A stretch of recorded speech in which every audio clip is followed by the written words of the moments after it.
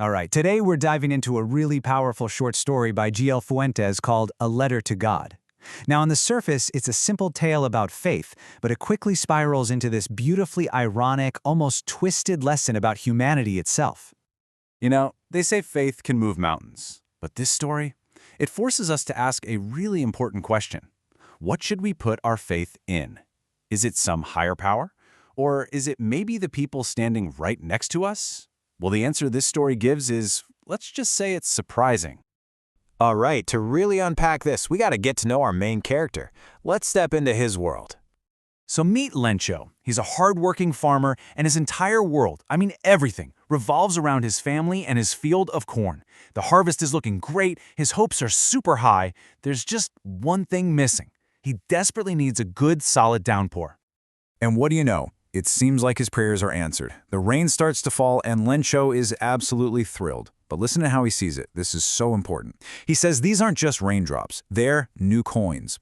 The big drops are 10-cent pieces, the little ones are 5s. To him, this is literally money falling from the sky, a real promise of a better life for his family. But that joy, well, it's incredibly short-lived. Just as quickly as that hope arrived, it's about to be violently torn away. Things are about to get really, really bad. The whole scene just flips in an instant. That gentle, life-giving rain, it transforms. A strong wind kicks up, and it's carrying something much, much more destructive than rain. A hailstorm, and not just any hailstorm. For an entire hour, huge hailstones just hammer the valley. They blanket everything in this cold, hard layer of ice. That promising green field, it's gone. It's now just a white wasteland, looking like it's been covered in salt. The difference is just heartbreaking. Before the storm, you had life, you had promise, and after? Nothing. Absolutely nothing. Not a single leaf or flower is left. The corn is totally destroyed, and a whole year of backbreaking work is just gone. Now his family is facing starvation. So in this moment of complete and total despair, with absolutely nowhere else to turn, Lencho grabs onto the one single hope he has left. You see, Lencho's faith isn't just some casual thing. It's absolute. It's unquestioning. He truly believes that God sees everything and that God would never, ever let his family starve. So he comes up with a plan that is, at the same time, kind of crazy and also deeply profound. He does the only thing that makes any sense in his world. He writes a letter. Not to a family member, not to a bank for a loan, no. He writes it directly to God. And in this letter, he just lays it all out, explains his desperate situation, and makes a very, very specific request. And you really got to pay attention to the amount he asks for. It's exactly 100 pesos. See, this isn't some vague cry for help. It's a practical, calculated number he's figured out he needs to survive. This number, 100 pesos, is absolutely key to everything that happens next. So Lencho mails the letter. And now the scene shifts. We're heading over to the post office because we're about to find out what on earth happens when a letter addressed simply to God lands in the mail system. Well, as you can probably guess, the letter causes a bit of a commotion.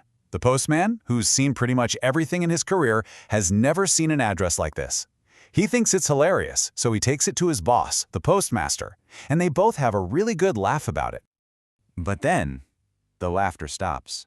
The postmaster's amusement just melts away and turns into something else entirely, genuine admiration. He is just blown away by the sheer, unshakable faith of this person. And right then and there, he decides he cannot let that kind of faith be shattered. So, this moment of inspiration leads to a plan. The postmaster decides he's going to answer the letter, but he quickly realizes that good intentions aren't enough. The letter is asking for money. So he starts a collection, he puts in part of his own salary, he asks his employees to chip in, and even gets money from friends, all for what he calls an act of charity. And this brings us to the story's powerful and deeply ironic climax.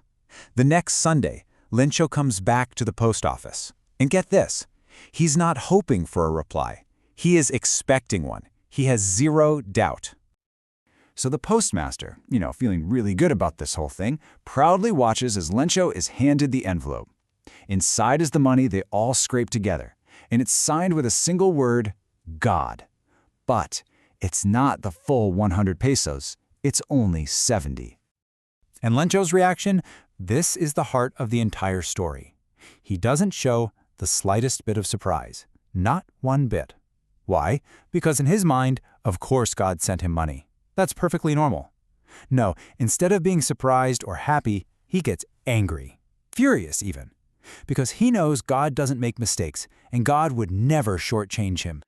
And this is it. The final, beautiful, tragic twist.